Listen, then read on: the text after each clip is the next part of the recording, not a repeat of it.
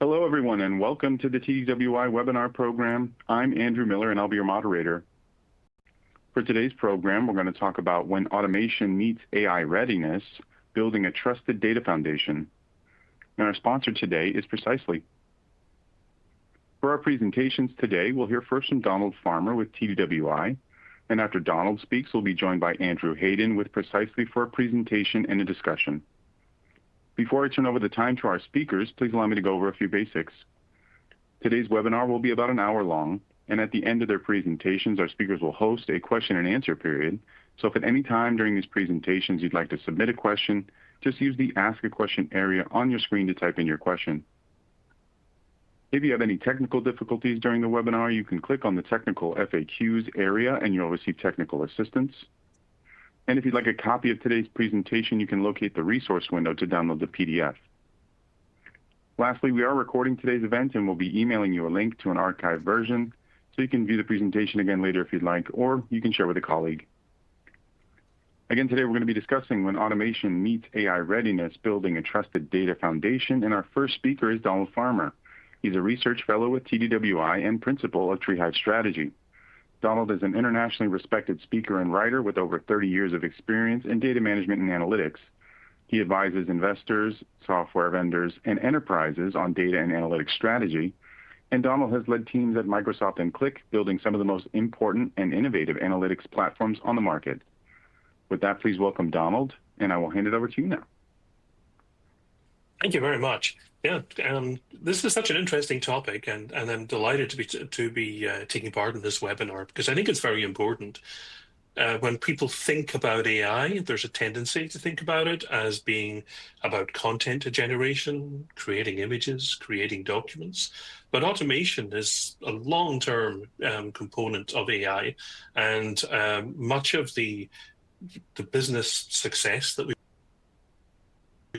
AI actually come from the ability to automate processes which today are complex, manually driven, and relatively inefficient. So this is an important topic, and this is reflected in the research that we've been doing at TDWI. We have some very important research that we do in terms of surveys and the sort of questionnaires that we send out to people, and we get results back from business practitioners. So let me have a look at some of this data, and then we'll move on to some of the implications about that. And then, of course, we can have speak with our sponsor, Precisely, and then we'll have a conversation about it. The key thing about readiness and about AI, if you like, in relation to automation, is that there's not one sort of answer to where we are. You can't just say, well, businesses are at this level of maturity. There's really a very broad range of maturity in businesses, ranging from enterprises which are highly ready for AI already. They've got their data in good shape.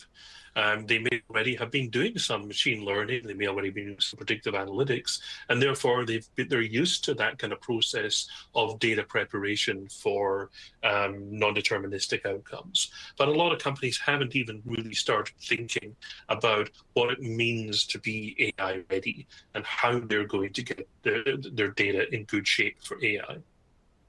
Another thing, however, that we've seen, I think this is particularly critical, is that the maintenance of data pipelines, whether for AI or for any other application, is actually a very expensive process for IT teams, for data engineers, and for developers.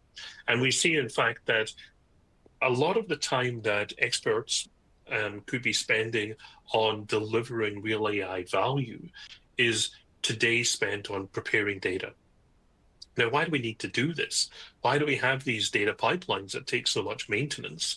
And the answer is that data in its native format, and the way it's stored in ERP systems, the way it's stored in CRM systems, the way it's stored in almost any of your native operational systems, isn't structured for analysis. It's not structured for insight. It's structured for effective operations.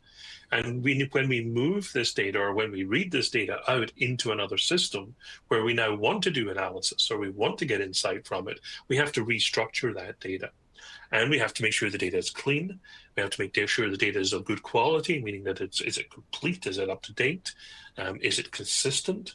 And all these things take effort to to run, but they also take effort to develop and effort to maintain. And what we are finding is that when we do our research, people are effectively complaining that they're not getting the sort of time that they need for developing AI because they're spending so much time preparing data. Another thing we need to say is that AI agents are very rapidly becoming a critical part of business deployments of AI. An AI agent is an AI which can, in effect, be autonomous. It can, to a certain extent, make us. And the ability to take an action is really a very important part of AI agency. And we can see that most companies expect AI agents to be an important part of their business, but agents to help them in these difficult processes, these long-running processes that includes. The other thing that we need to think then about data quality and data is that data quality needs to be a priority. There's an old phrase, garbage in, garbage out, and it is as true in AI as it has ever been for any other technology. So data quality and the consistency of data are absolutely a top opportunity. If you get that right, you will be able to take advantage of AI. But there's a lack of understanding of what formats are right, and there's a lack of understanding of how to integrate data for the best quality of artificial intelligence. So we need to prioritize quality, but it's more important than just prioritizing. I actually think we need to prioritize data, I say, at the point of capture, which is at the point that the data is entering your system, you want it to be of the best quality, rather than try to fix data quality downstream. If data is of poor quality, then fixing it downstream in many cases is going to be fixing it too late. This is especially true when we talk about AI agents, which are capable of taking autonomous decisions and taking actions. But they can make those autonomous decisions and take those actions far more efficiently than human beings, which means they can be taking actions long before you have cleaned up the data that they can work with. Or alternatively, you have to slow down these agents because your data quality process is so slow that you then hold up the agents and they're not able to act with the efficiency and autonomy that would actually make them effective in your business. So there's a sort of dilemma here. And the dilemma, as I suggested, is solved by moving quality to the point of capture. We sometimes call this in the development world the kind of shift left process. If you can imagine a sort of left to right workflow, you're moving data quality to the left, further up the process, so that downstream, we don't need to remediate quality nearly so much.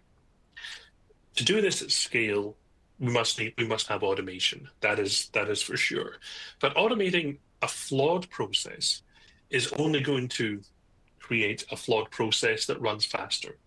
In fact, one of the chief problems with automation and with agentic AI in general is that errors can propagate rapidly and can cause quite serious problems because of that rapid propagation.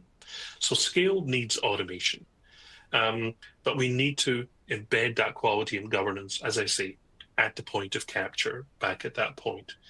The other thing that matters about this then is that just as we think of data pipelines as being something which run in the long term and which are maintained expensively, we need to think of good data practices, data quality, data governance, and moving data processes upstream. We need to treat that not as a one-off project. It's not like now we've cleaned up our data and now we've fixed our processes. It actually is a continuous process. It's a continuous operation. It becomes part of your practice of running your IT business. So it's not just something you do occasionally. It's a continuous practice, a culture, if you like, of good data quality. And that makes all the difference to the AI downstream. I often like to tell people, slightly jokingly, but serious as well, what to do on Monday. And what I mean by that is, having listened to the webinar and had some inspiration from what we've had to say, I hope. What do you do next? What are the first steps that you're going to take? And my first step for everyone at this point is audit where your engineering time actually goes. Who is doing the data engineering in your business? How much time is it taking them? When are they doing it? How does it fit into your existing processes? If you don't know those things, if you don't have a baseline, it's then very difficult to proceed. Another thing I would suggest, by the way, about auditing these processes and having a look at where you are in this spectrum of data preparation and data quality is that you're very likely to find that different departments have different levels of maturity. And again, you want to discover that in the auditing process. So that seems to me a really important thing that we can do. We have to start off with understanding where our baseline is. And then we have to, I think one of the easiest things to do is to identify a data domain where there's high value, but where ensuring good quality and consistency will actually create a really good AI use case. So you're looking for a use case where AI will provide value, either through automation or additional insight, where you have the data, but you also know that improving that data quality is going to make a big difference. Having identified that high value domain that you want to work in, you now need to look at your governance program and ensure data management systems that you've got, which will be for operations and for analytics, but that you're also covering the requirements of AI within that process. And then you need to think about what you want to do with agents. If agents are a critical part of your AI, then you need to, and I say this as mapping your agent intentions.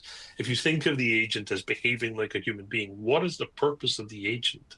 What is their intention of running an agent? Then we have to kind of build a set of, I personally would build a set of KPIs that actually define the quality of the agent. But at the very least, you need to have a sense of the measures of success of what is this agent running for and how will we know it's doing a good job. And by mapping those intentions, you can then be more systematic about how you address the data quality that serves that agent. And then at the end of this, I would choose an automation investment. You understand where you are in terms of data quality. You understand what it is you're trying to achieve in terms of data quality. You understand your existing governance program. Now it's time to make an automation. And I'd suggest focusing on one automation investment that would really drive things forward. So free up some engineering capacity, and you might choose an automation investment which frees up the most engineering capacity. You might look at an area and say, well, this is taking a lot of time and effort. Let's put our focus there. Or you might find an area where you think the downstream value will be highest. Not just that you're saving time upstream, but that the downstream value is going to be high because extra data quality there. This is very often the case, by the way, in, say, customer relationship management or in account management or any kind. Effect high data of better data quality is so good that that's where we want to put our investment. So these kind of 5 steps of auditing, identifying a domain, reviewing the governance program so you understand your baseline, mapping what you want to achieve and what your measures of success will be, and then focusing on a single investment, that's a great way to get started with this process. So having talked about that kind of background, I think I'd love to go back and introduce our sponsor. Andrew, could you do that, please? Terrific. Yeah, absolutely. Thank you, Donald, for that great presentation there. And it's my pleasure to introduce our guest speaker today, Andrew Hayden with Precisely. Andrew is a principal product marketing manager at Precisely, overseeing programs for Precisely's Automate portfolio of SAP automation solutions. He spent over 25 years in marketing, consulting, and entrepreneurial roles working for himself and others. And during his career, he has managed marketing programs and departments for some of the largest companies in the world, including IBM, SAS Institute, Siemens, and Coca-Cola, as well as overseeing marketing for Nortel Global Services Group. In addition, he has held senior marketing positions for multiple startups and companies, consulted with other early-age technology startups as well. With that, please welcome Andrew, and I will hand it over to you now. All right, thanks, Andrew. Thanks, Donald. Let me share my screen.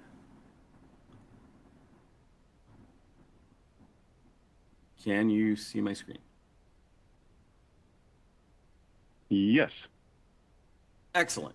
Okay, so thanks very much. I'm, listening to Donald talk, I think it's really important for us at Precisely, what he's talked about and how he talks about the importance of data and data quality as it relates to automation is kind of in our wheelhouse. So a little bit more about Precisely if you're not familiar with us. We are a leader in data integrity, which means that we have this combination of software, data, and consulting services that can help you achieve a lot of those goals that Donald was talking about.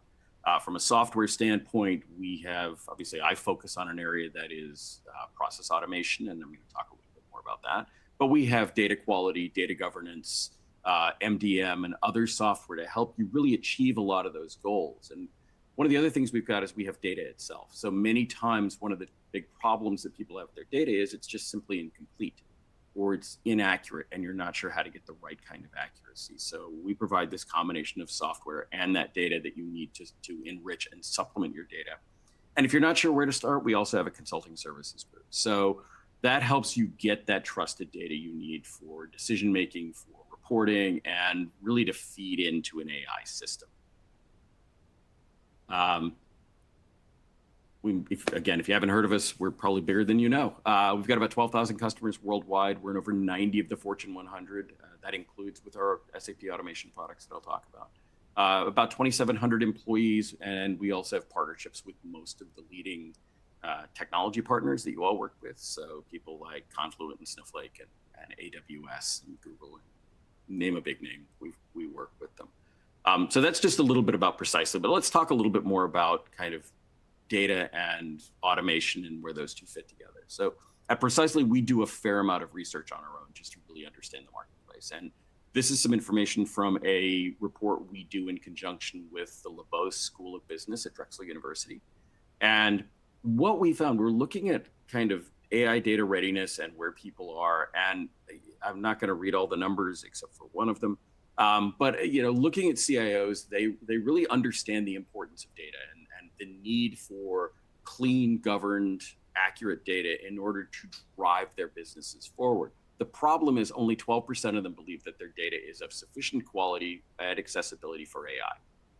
So, it's one of those, we understand it's important, but oh crap, it's just not that great a quality. So I think it's really important that we understand, and I think Donald contextualized it very well, that this recognition of the importance of data is there.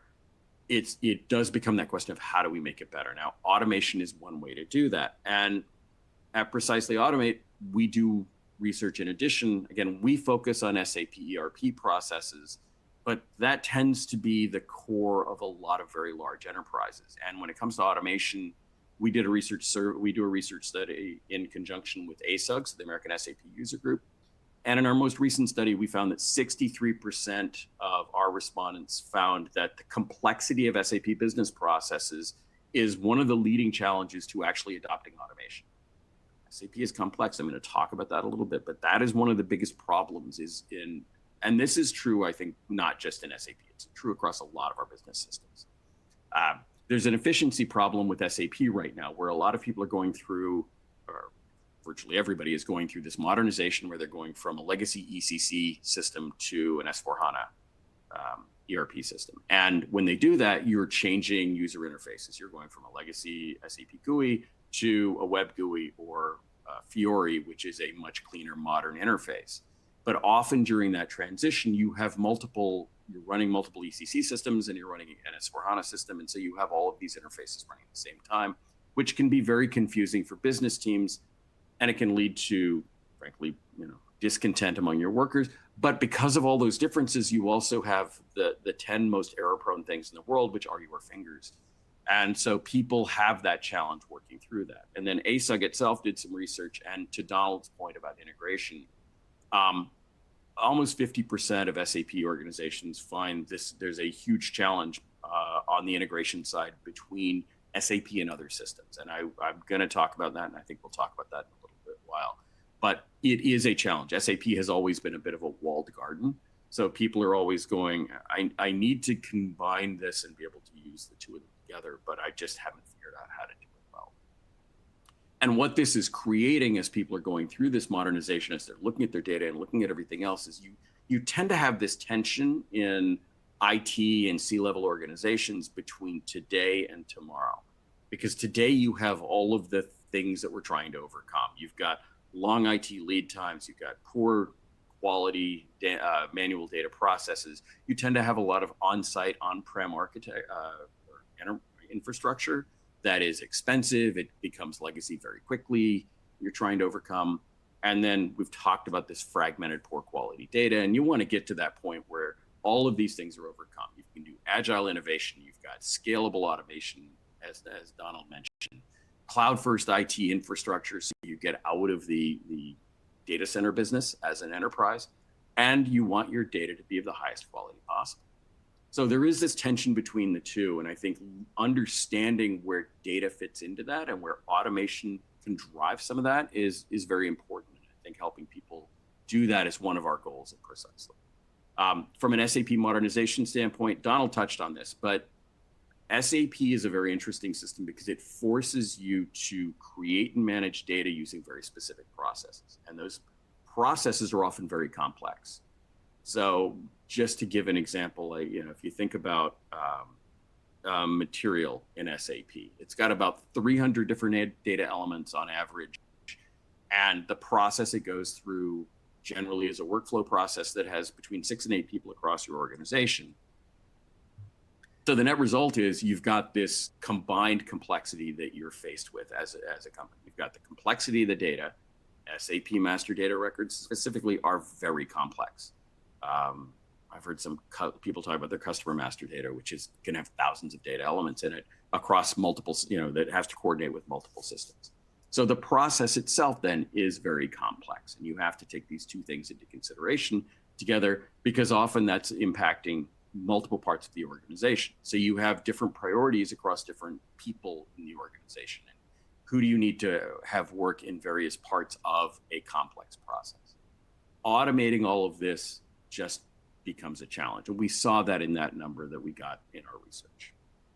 So Precisely Automate, we've been automating SAP processes for almost 23 years.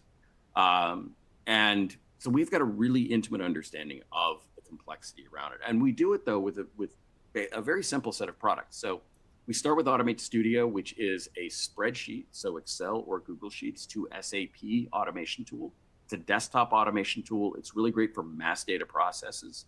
So if you're doing a lot of condition changes or pricing changes, things like that, which often can take a huge amount of time when done manually, doing them in Studio, they take almost no time at all.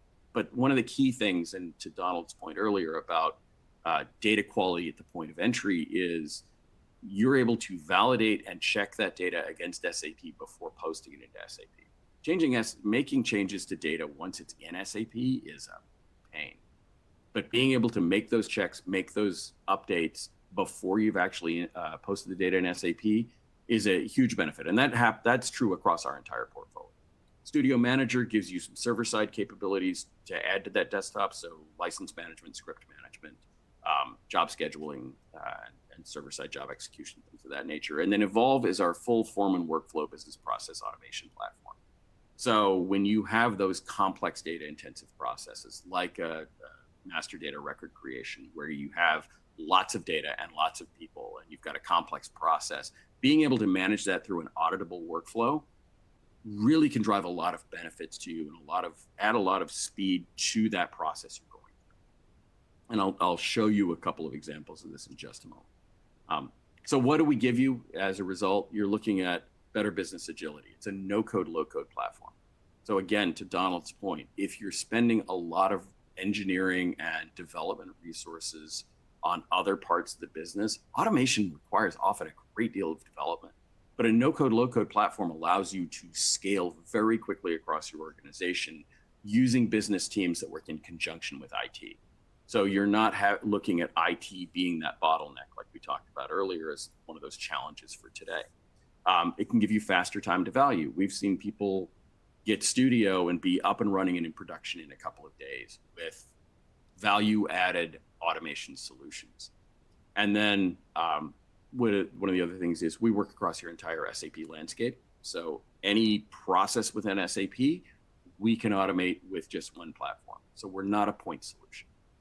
From an artificial intelligence standpoint, we've been very cognizant of kind of what's happening in the AI marketplace. And we didn't jump in both feet first because we wanted to be able to look at what are the practical applications for AI in an automation environment. And while we've got a no-code, low-code platform, there are areas where AI can be extremely helpful for things like in our Evolve platform, we are in beta testing with an AI assistant. So it can do things like answer questions about what's happening in your processes. It can develop custom reports, things of that nature that normally are very time consuming or require outside resources. We're looking at intelligent rules discovery. One of the most complex parts of automation is often just creating the business rules to make sure that an automated process or the automation technology does what you want it to do without kind of going outside the lines, drawing outside the lines. So being able to do rules discovery around what you've already been doing and harvest that and then apply it to your automation development very quickly and very easily is a huge time saver for people. And it helps with things like autocomplete.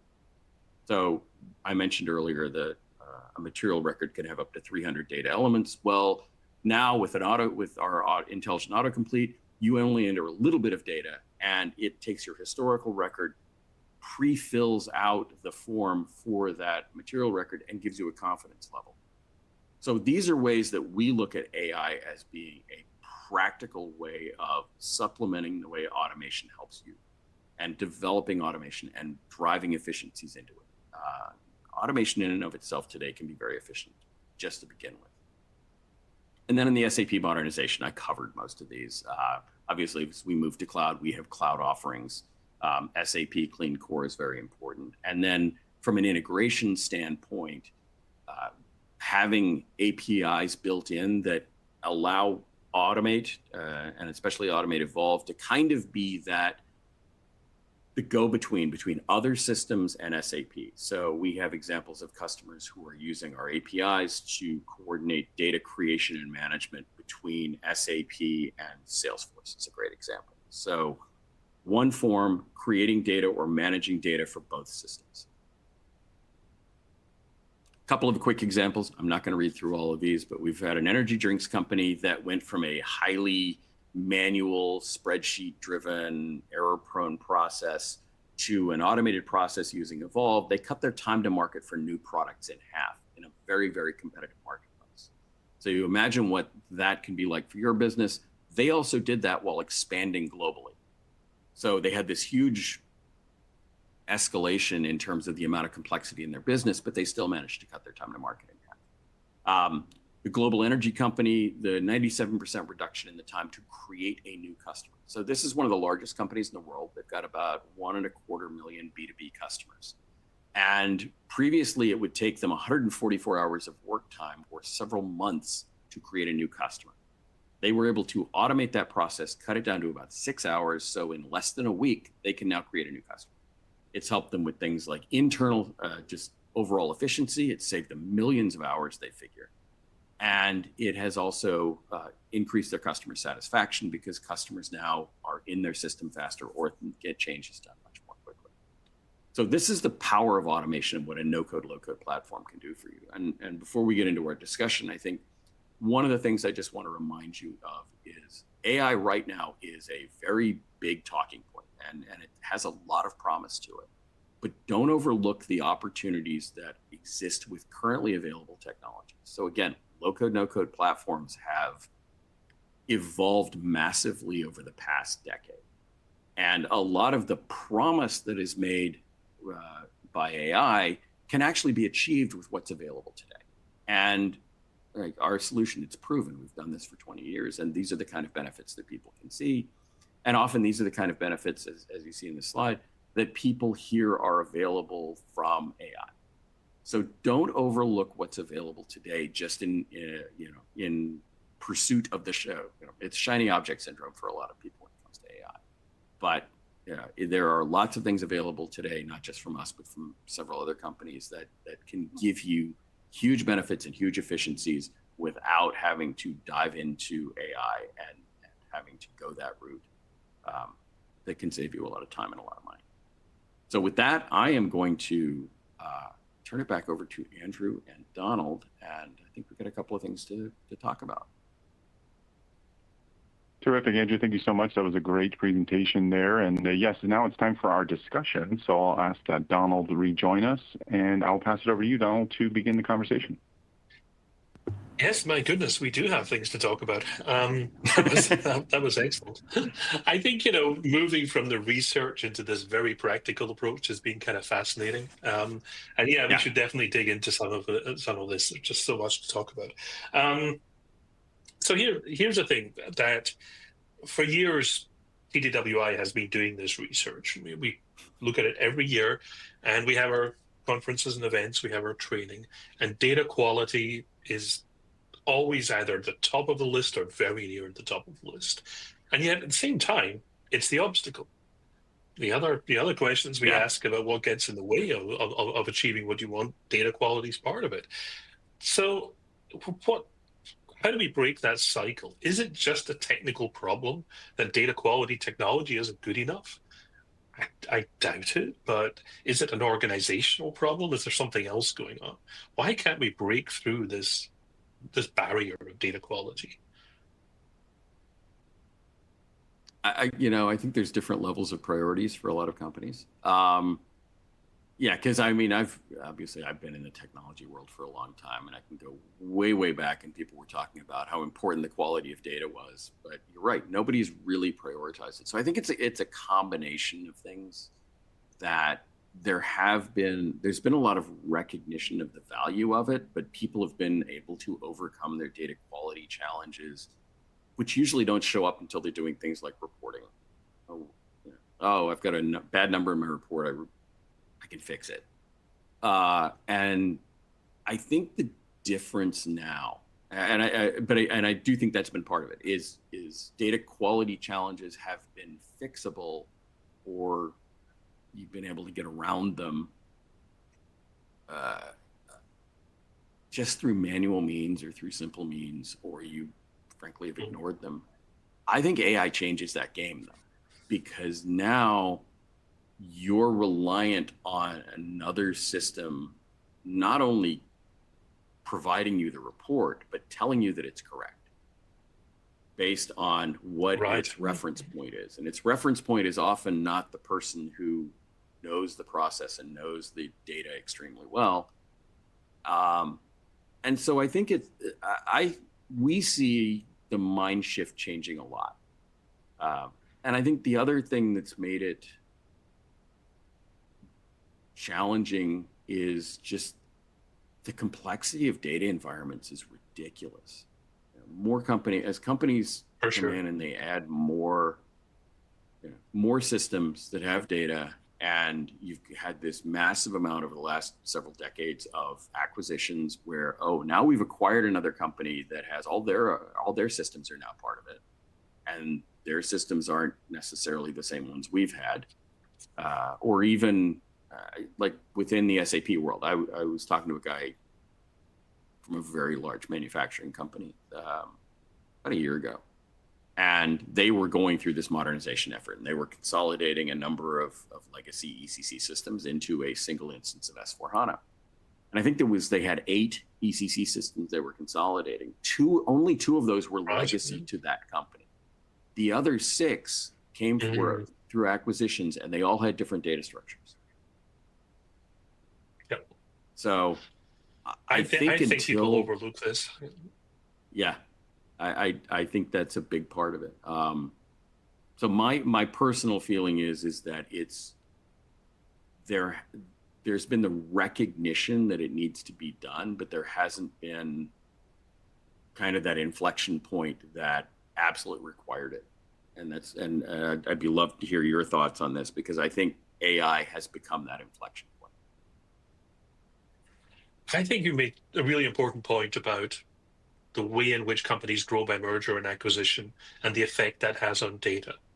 Because I've seen the same thing. I've spoken to many companies who've done this. Happens a lot in financial services. I mean, banks are continually small banks and credit unions continually doing this. Small manufacturing does it a lot. And you go in and you look at their data quality and you say, well, this looks really broken. And they say, yeah, but each system is okay. Each one of those 6 systems we've got is okay in itself. At least it's good enough. But when you put them all together, and this is one of the reasons I mentioned consistency so much in my presentation. It's not even just quality, it's consistency. That becomes a problem.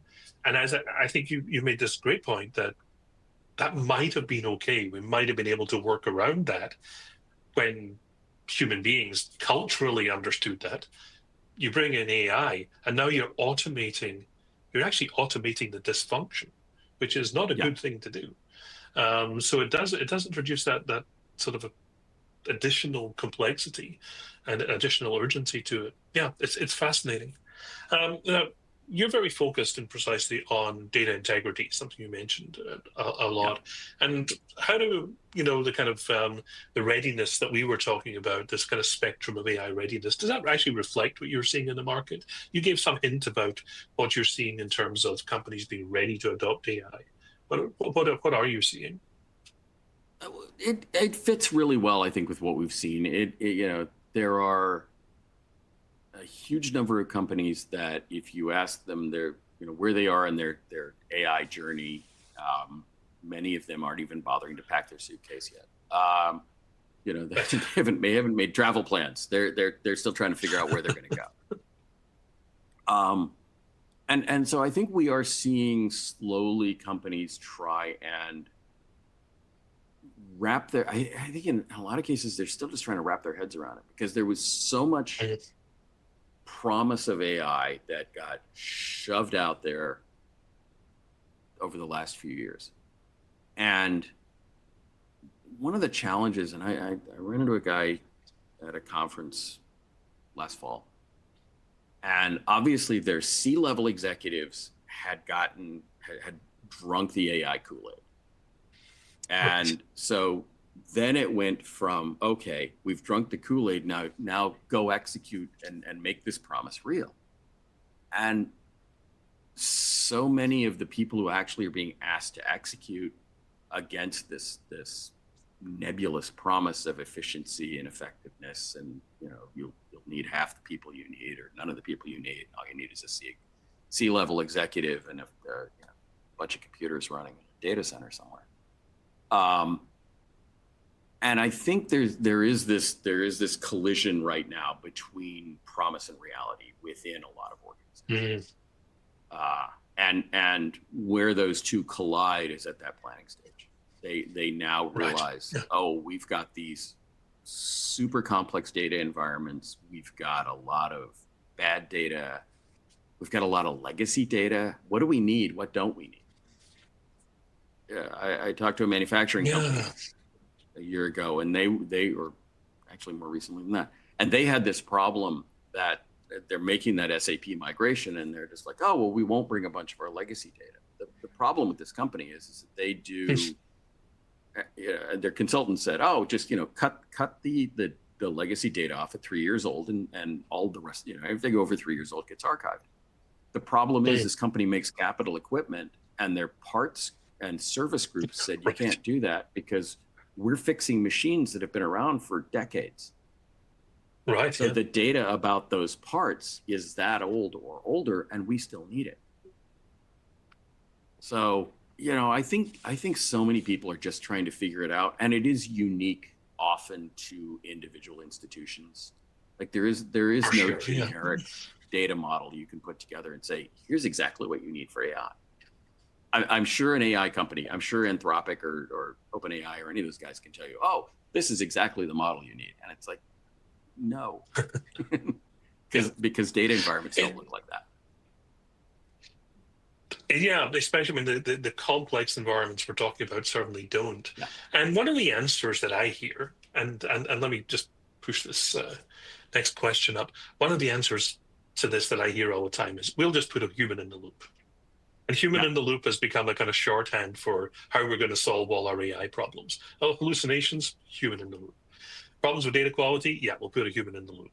Problems with, governance and compliance and the concern with making decisions that may be dangerous or complex in business terms, oh, we'll put a human in the loop.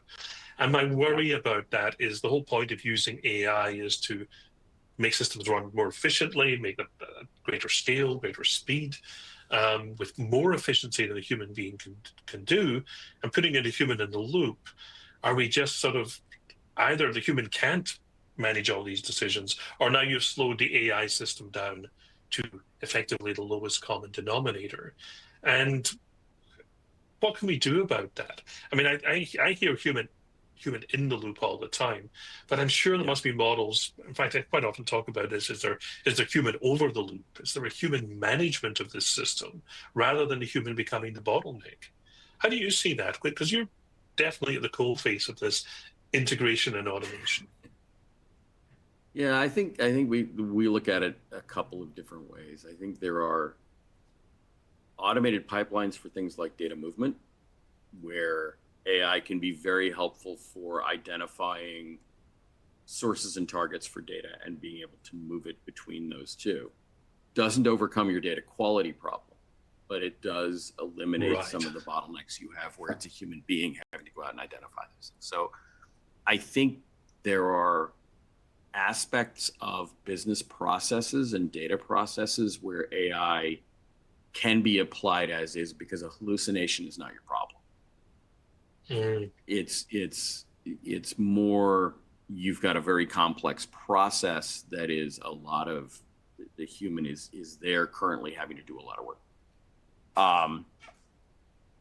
Where I think human in the loop is important is, if you think of a lot of business critical business processes that either are regulated or have to be auditable, or literally somebody has to sign off on. You can't name your AI agent Jerry and say, well, Jerry signed off on it, because that won't fly for a regulator or a court of law if you've got a problem of that sort. So I think there is one aspect of humans in the loop where using that AI, whether it's an agent or some other form of we'll call it an agent, that'll just be the easiest way, is doing a set of the work. So say you're doing invoicing and you're looking for everything across your broad, diverse enterprise that you need to, is being sold to a certain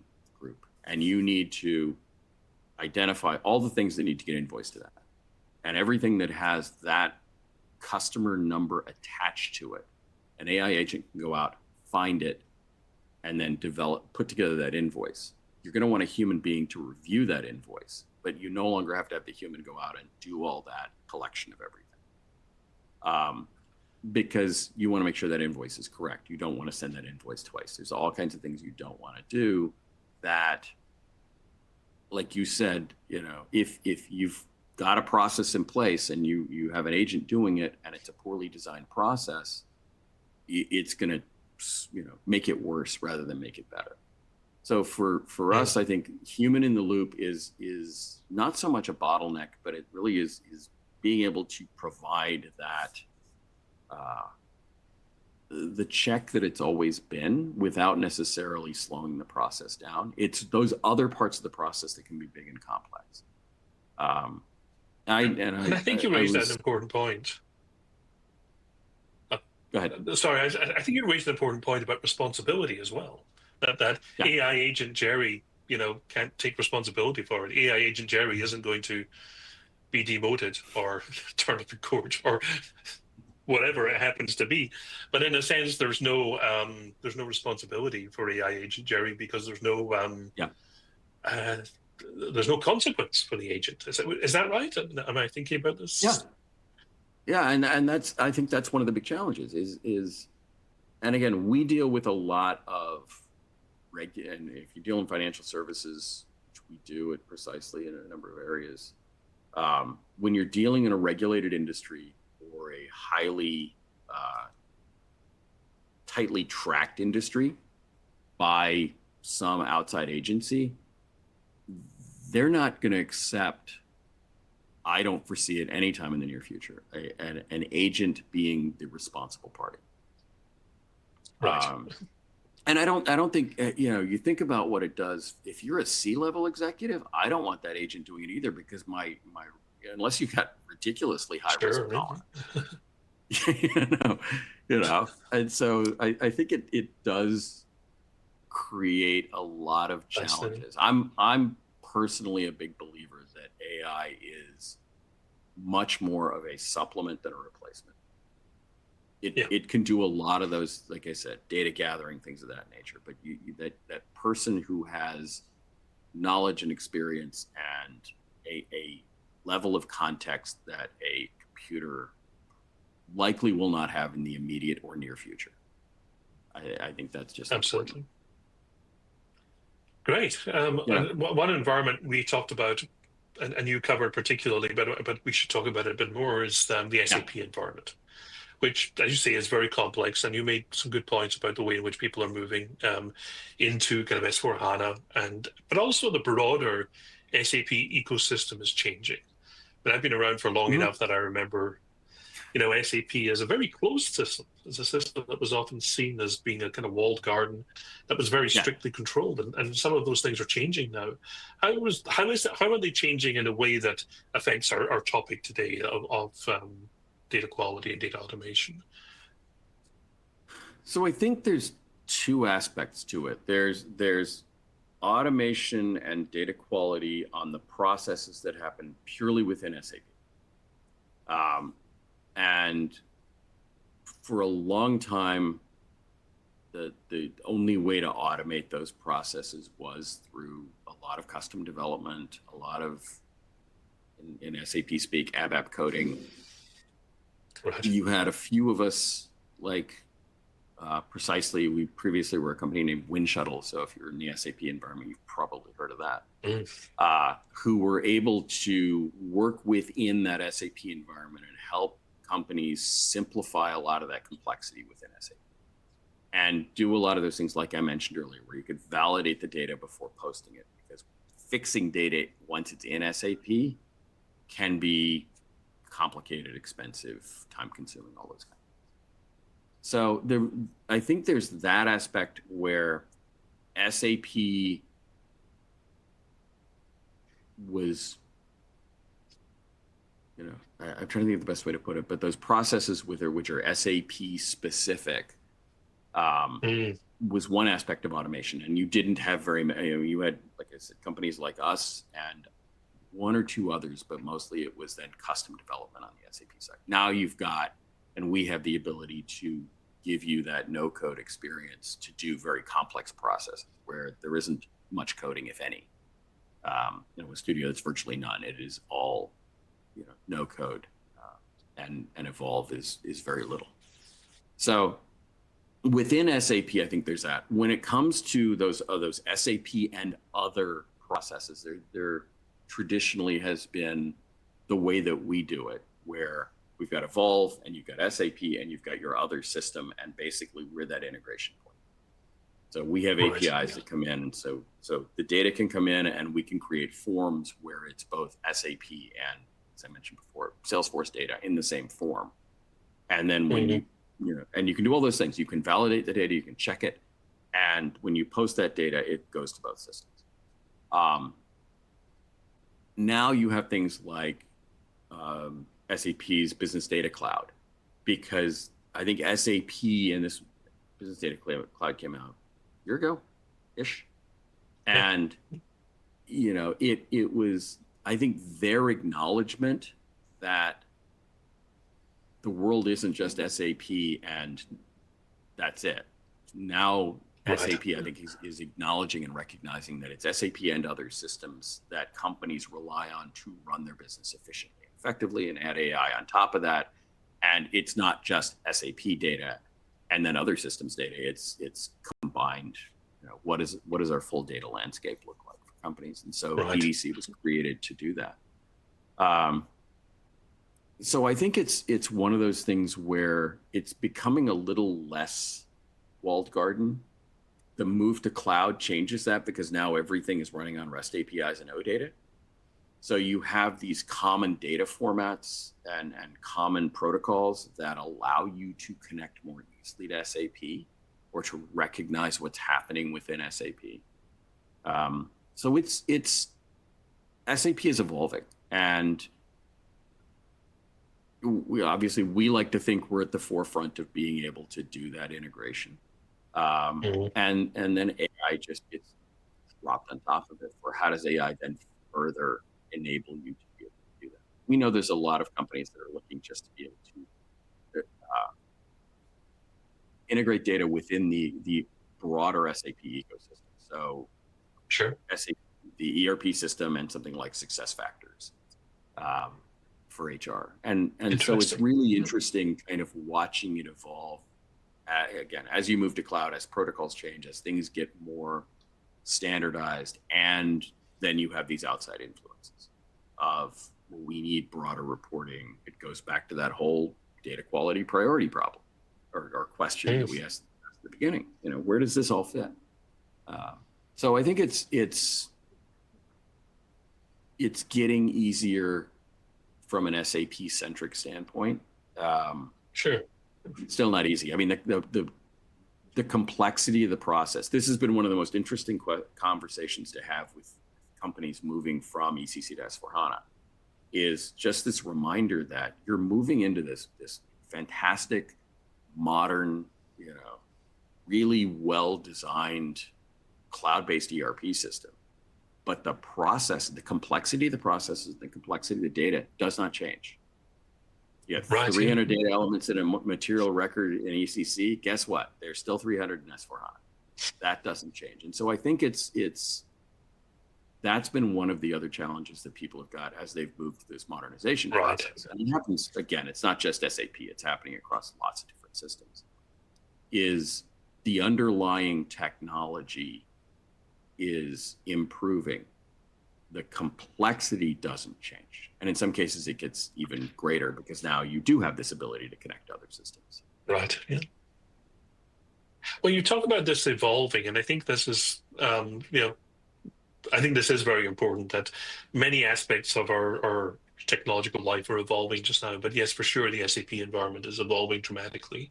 But the other thing that's evolving, and we touched on it earlier, is this relationship between automation, the automation of processes, and AI as a sort of automated intelligence. What do you think about the relationship between automation and AI, and where do you think it's going to? Where will that evolve to? Let's look into the future, the crystal ball for a moment. Where's this going to go? I think and it goes back to my point earlier. I think it's really, to me, AI is going to be supplemental. I've been in the technology world long enough to hear about all of these technologies that are going to change the world and get rid of every employee that you have. And oh, by the way, the internet didn't do that. Big data didn't do that. I don't see AI doing it. But where I do see it having an impact is on things like eliminating a lot of those tedious manual processes that aren't necessarily data entry, it's data discovery. It's being able to have an agent that does that. It's things like I talked about that we're looking at, doing an autocomplete where it uses intelligence to look at your historical data to create a new master data record based on a little bit of information. Right. Oh, this looks like it's going to be this, and here's what these fields should be, and we can give you a confidence level on it. So instead of it being a lot of data entry, I think that the automation in AI is going to become it's going to eliminate a lot of that manual data entry, but it's going to change automation, the human part of it, to being a review and approval process. Interesting. Let's make sure that data is correct. I find this myself, When I find this myself when I'm working with many sort of data entry systems in particular. That can range from just my own accounts right up to working with clients on advanced ERPs, the number of times I get to a point in the system, I think, why doesn't it just know this? Why do I have to tell the system all this stuff? Can't it just, exactly. It's not as if it hasn't worked with me before. It should know all this.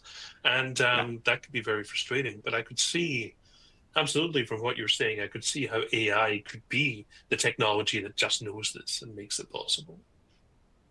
It's super interesting. It is fascinating to look at, and especially I think that the thing that makes it really important is that aspect of being able to understand your business. Yeah. And in a way that is almost universal within your business, instead of you having, and I know there's a lot of subject matter experts that like to be subject matter experts in, finance or accounting or any particular area. But I think the ability for AI, not so much to do the job, but to understand what's happening in that arena on a broader scale, and be able to give you a picture of your enterprise.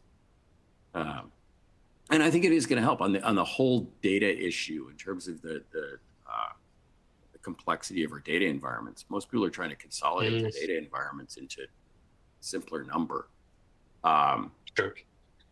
Which is true, and I think that's part of it. But being able to have an agent or something that can go out and look at all those data environments, understand what it needs for its particular task, and be able then to do its task without, literally automatically. So you're not having to have somebody go and do something. On the integration front, it's interesting. I was sitting with a large building materials manufacturer not too long ago, and we were talking about integration from that standpoint. And we're talking about, because we can help automate a lot of the types of integration that they were talking about in that meeting. And we said, well, how do you do, and I can't remember this specific process, how do you do X, between SAP and others? They're like, oh, we use Susan.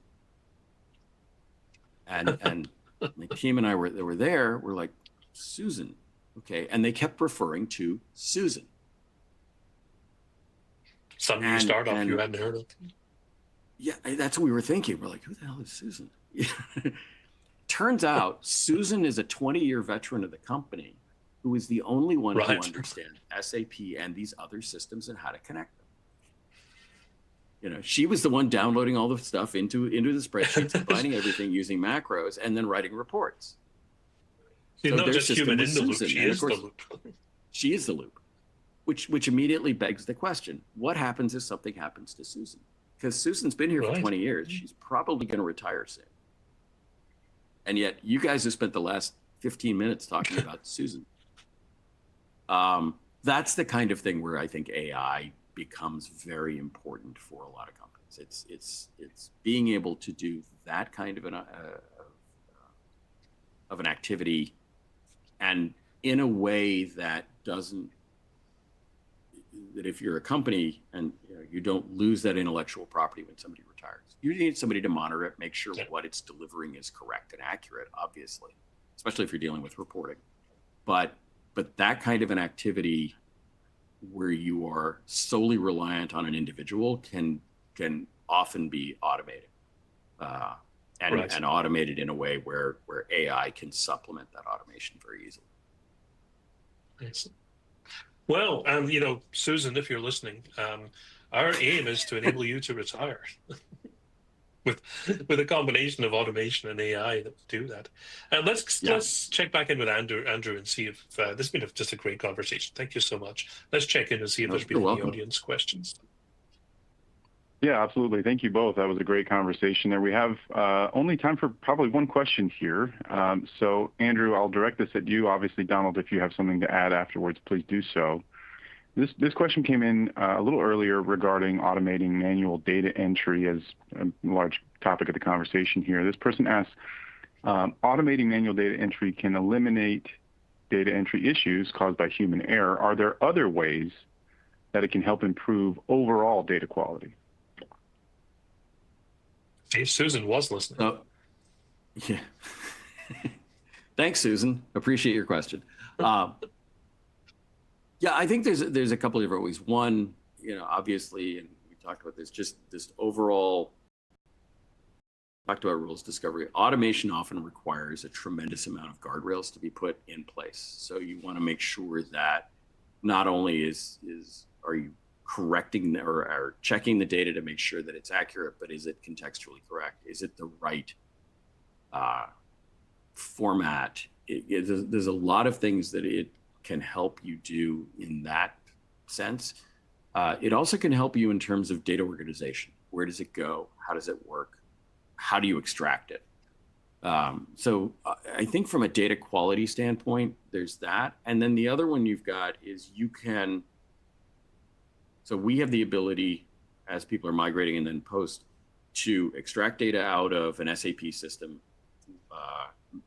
look at it, do any kind of data transformation, data cleansing with another Precisely product called Data 360 Analyze, and then repost that data back into SAP, and it gives you a full audit trail with it. And so what that enables you to do is, if you set it up in a way that it can automatically, daily, weekly, monthly, check a set of your data to make sure that it's being input accurately and consistently.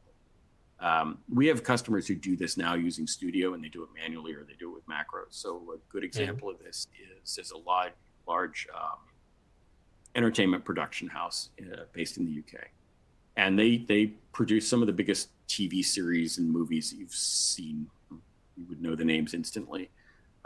Didn't realize one of the biggest challenges they have like 18,000 subcontractors and individuals that they hire on a temporary basis all the time. So many of these are repeat people that go in and out of their system.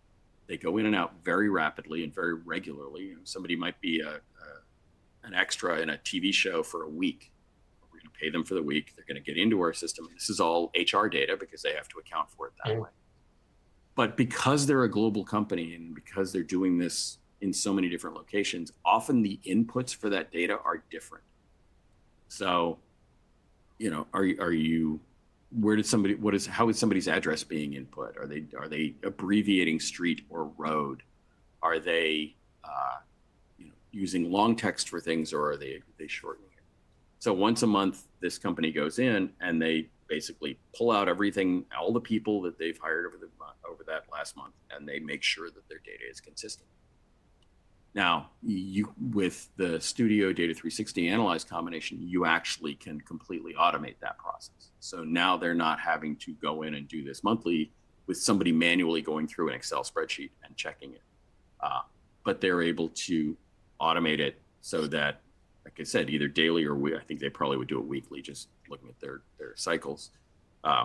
Weekly, the system automatically goes in, pulls data from that particular place based on the rules they've got, will cleanse that data or standardize that data and then repost it. And if there's any exceptions, it will flag them.